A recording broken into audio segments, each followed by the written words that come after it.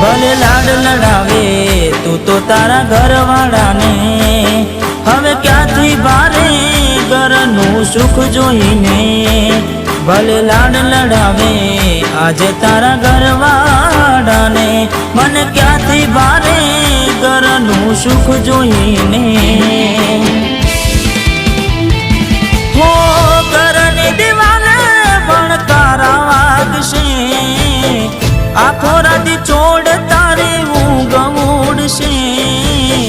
એ દાડે મારી યાદો રોવડાવશે.